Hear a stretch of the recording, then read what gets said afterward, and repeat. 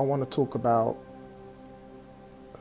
are some customer blunders which come from my own personal experience where I fail to meet my clients' customers' standards across different businesses, and I fell flat on my face. So I have a list of things not to do, which is longer than my arm, but for now I can give you maybe the 4 most common or crucial examples of what not to do unless you want unhappy customers prolonging your workday. So the first one is to neglect or to not read your customers' inquiries. So around Christmas time, for example, I purchased some t-shirts from eBay, and when they arrived I realized I purchased the wrong color for a gift, and this person that I was getting the gift for really likes the shirts in that color. So I contacted the seller, I typed to them, and I gave them a message immediately to, first say thank you, and then to let them know that unfortunately I made a mistake and when I ordered the wrong color, and I would like to hang on to the ones that I have because I made the mistake, but I would like to know if they have shirts in the blue color that I originally wanted. I would like to place an order immediately if you have them in stock. And this is the message I got back. It said, "Dear Alfred, to initiate a return and refund, please follow the instructions below. Thank you." Bang. Now, even to the untrained eye, this has cookie cutter customer response written all over it. It's kind of obvious the seller had not even read the initial message. So these people lost a customer here, a customer in me, because they did not have the customer service systems in place to deal with a basic request or a purchase that was out of the norm. So you need to make sure your system is organized in a way that is checking and double checking the response to the customer, or if there's someone to handle it, you want to make sure that that person actually has read the individual customer's request. Well, another thing to look out for is when you don't want to make the customer fight for the solution. This is one of my pet peeves. So when one of my businesses commits this crime, I'll give you an example. Like my phone bill last year had gone up by about 30. Well, one of the phone bills went up by about £30 a month for 3 months in a row. So I'm scratching my head when I was presented with the invoice, and I'm thinking, well, something must have gone on here. So I get one of my guys to call up the service provider, and they tell me,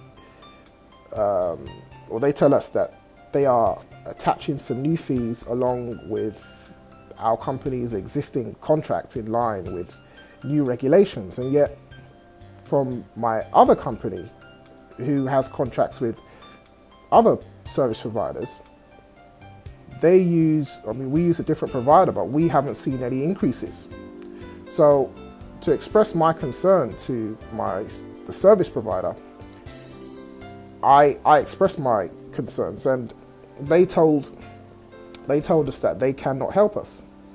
Now, it was only when I threatened to take my business elsewhere to the provider of the other company that I was passed to the retention team to work out my deal. Now, the deal was temporary, so although I got what I wanted in the short term, you can bet that finding another supplier is at the top of my list now for that company. The key lesson is to not let your customer fight for something you are fully aware of offering. Try to give them the best offer or the best perceived offer possible, and avoid scripted apologies and wooden approaches. Just try to connect with the human being. So in my role, sometimes as a business consultant, I fully endorse systems, processes and scripts which make results more tangible and resources more leverageable. However, the robots do malfunction. So if your employees are unable to execute these things, these processes in a natural way in organic situations, then these power tools and tactics can actually do more harm than good. So when I make a call to make this service appointment, I was placed on hold for 43 minutes with this phone company. And the best description I have heard for this is being held in holdgatory, as if the elevator music was not bad enough. I did not even get a meaningful apology on the other side, no pun intended. Now, the representative on this call was definitely insincere with her scripted apology. Insincerity immediately depletes the trust you have with a person, and customers who don't trust will not be around for long. So activities like role-playing these scripts can help immensely to add the human element to these interactions and smooth out the kinks. But then again, how about another preemptive strategy to all of this, which would be delivering on your initial promise in the first place, or better yet, under promise and then over deliver on your promise.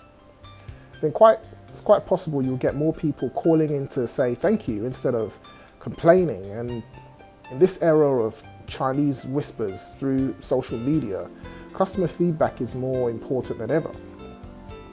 Now, the third one is, not to play big brother with your customer. You know the feeling. You walk into a store to make a purchase, and with the purchase they offer you an entry into a competition, or you get a deep discount, but you have to register for it, which is fine. But not even after 5 minutes of buying your item and leaving the store, your phone pings to say thank you, and then makes an offer to you unrelated to your original purchase. And then you get a stream of messages on your phone for the rest of the day, and emails giving you multiple offers forever, just blanket offers, one offer after another with no feedback loop. And the offers are very difficult to unsubscribe from. Some even requiring you to phone in to unsubscribe. And this gives the customer a creepy, stalker-esque, claustrophobic feel. Follow-up in marketing it's proven to be effective, but bombarding the customer is just showing lack of respect for their personal space. And the fourth one is never refuse to right a wrong that you've made. Your customer may be happy with a purchase they make from you initially, but as things can, they will go wrong with the purchase. This is why you need to make the warranty or guarantee redemption process as easy and as possible to the client for them to claim, and try to get information about the fault with the order without being, say, accusatory. The fact finding should be a discovery process, so you can make further improvements, not accusatory. Because the customer usually wants the situation resolved so they can carry on with their life. So you don't have to follow the old adage of the customer is always right, but some common sense is always valuable. So even if it is costly to right the wrong, it usually works out in the long term. And most repeat business is built on reputation through past experiences. So, I hope these are helpful reminders for you. This is Alfred Angelo for Sage Tactics, representing National Diversified Funding Corporation.